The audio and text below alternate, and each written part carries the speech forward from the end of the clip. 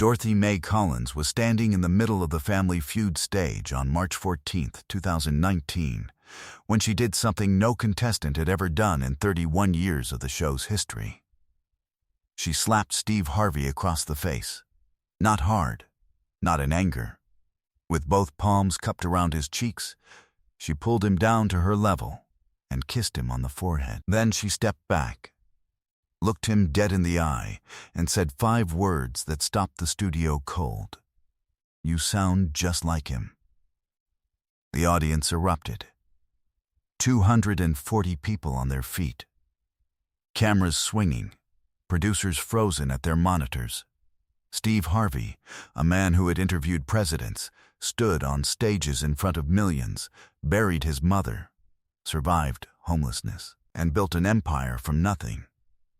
Stood completely still in the center of that stage, with his eyes closed, and his hand pressed flat against his chest like he was trying to keep something inside from getting out. Nobody in that studio knew that Dorothy Mae Collins had driven 4 hours to get there. Nobody knew about the oxygen tank she'd left in the car because she was afraid it would disqualify her team. Nobody knew she was carrying a folded photograph in her bra, the same photograph she'd carried every single day for 11 years. It was a Tuesday morning in March, and the Collins family from Phoenix City, Alabama, had just answered their way to fast money. Dorothy, 67, was the team captain. Her daughter Renee, 44, her granddaughter Amara, 22, her 2 nephews Deshaun and Marcus. 5 people who shared a last name and a grief that had never fully gone away. Dorothy had been a hospice aide for 22 years. She held people's hands while they crossed over. She sang hymns at bedsides. She knew what the end of a life looked like up close, and she had made her peace with it, except for the one time she hadn't. 11 years before that Tuesday in March, her son Raymond was 34 years old, working double shifts at a paper mill in Lee County, Alabama, when he started coughing up blood. The first doctor told him it was acid reflux. The second said scar tissue.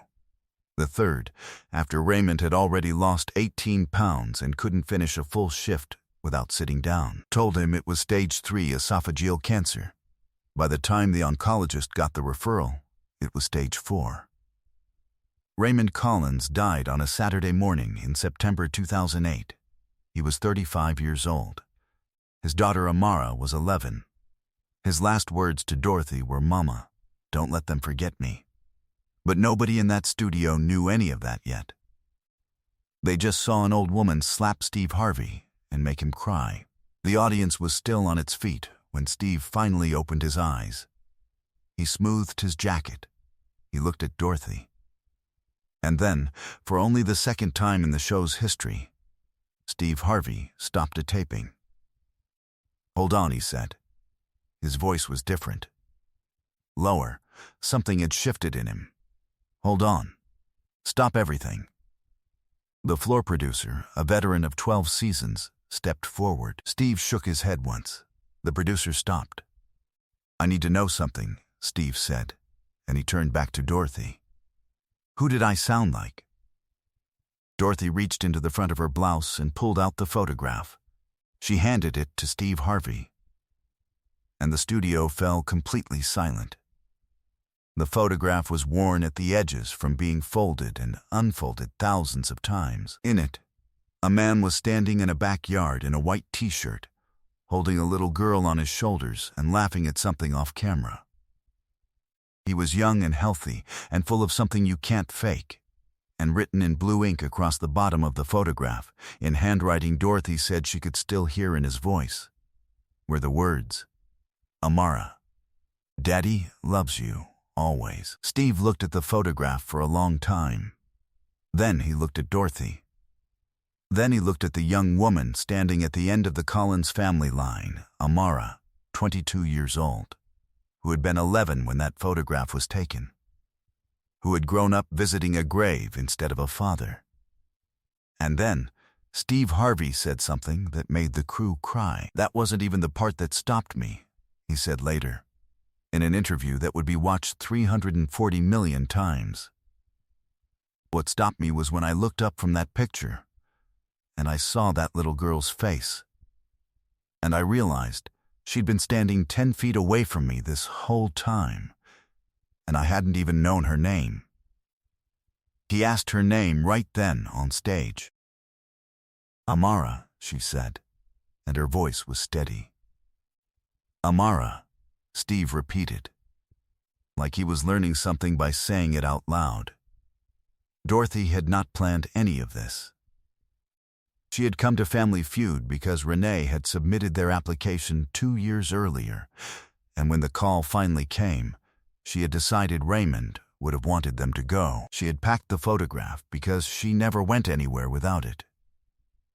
She had grabbed Steve Harvey's face because when he laughed, full body, wide open, completely unguarded, he sounded exactly the way Raymond used to sound when something got him good. She had just wanted to tell him that. She had not planned to stop a taping. She had not planned to change anything. She was a 67-year-old woman from Phoenix City, Alabama, with a bad hip and an oxygen tank in her car, and a son she had been missing for 11 years, and she had just wanted Steve Harvey to know that his laugh reminded her of her boy. But Steve Harvey was carrying something she didn't know about. Amara was carrying a secret that would soon change everything. "Let me tell you something," Steve said. He set the photograph down on the podium very carefully, like it was something breakable. He turned to face the audience. Then he turned back to the Collins family. "I don't do this. We don't stop tapings. My producers are probably having a collective heart attack right now." He paused. "I don't care." He walked to Amara.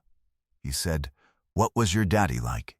And Amara Collins, who had been 11 years old the last time she heard her father's voice, who had grown up answering that question with a single sentence so she wouldn't cry in front of people, who had learned to carry grief quietly the way her grandmother had taught her.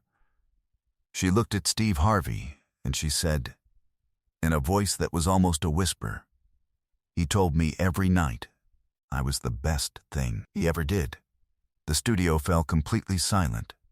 Steve Harvey turned away from the camera. His shoulders moved once, just once. Then he turned back. "Because 32 years ago," he said, "I was living in my 1976 Ford Tempo. 3 years, showering in gas stations, eating whatever I could find. I didn't have a daughter then, but I thought about what it would feel like to have one and not be there. I thought about that a lot." He stopped. "Amara, I was you. I was the one left behind, and I need you to hear something from me that took me a long time to learn." He leaned down so they were eye to eye. "Your daddy got it right," he said. "You are the best thing he ever did. And the best thing you can do now is live, like you know that." The crew was crying. Both camera operators, the floor director, a PA standing near the side door with a clipboard pressed to her chest. But Steve wasn't done. He walked to the podium. He picked up the show's phone, the landline that had never once, in 31 years of Family Feud tapings, been used to make a live outgoing call. He held it up so the audience could see it. "I'm going to do something that has never happened in this studio," he said, "in the history of this show." "Never," he turned to Dorothy. "Is there someone Raymond loved who doesn't know how far his little girl has come?" Dorothy's hand went to her mouth. "His father," she said. "Raymond's daddy. He's 89. He doesn't get out anymore. He lives with my sister in Tuskegee." Steve Harvey called him. The phone rang 4 times. An old man's voice answered, cautious and slow. "Hello, sir," Steve said. "My name is Steve Harvey. I'm standing here with your granddaughter, Amara, and I need you to hear something she has to say." He handed the phone to Amara, and for the next 45 seconds that would be watched more than any single moment in the show's 31-year history, a 22-year-old woman told her 89-year-old great-grandfather everything she had been saving up to say. that she was okay, that she was more than okay, that she was becoming something, that she thought about her daddy every day, and that she wasn't angry anymore, just grateful, that she wanted him to know. The old man on the phone was quiet for a moment. Then he said, "Baby, your daddy knew." The studio fell completely silent for the third time that day. But Steve wasn't done. Would become a phrase people used to describe what happened in the next 20 minutes. He wasn't done. He turned to the competing family, the Washingtons from Cleveland, Ohio, who had been standing on the other side of the stage through all of this. Strangers who had come to win prize money and had instead witnessed something that made Marcus Washington, 51 years old, a pipe fitter and a deacon at his church, walk across the stage without being asked and put his arm around Dorothy Mae Collins. Without saying a single word, both families won that day. The producers restructured the episode. The Washingtons received a separate prize package. Dorothy's team won the fast money round with 196 points, 4 points short of the full $20,000. Steve made up the difference himself, on camera, in front of everyone. "I've been blessed," he said simply.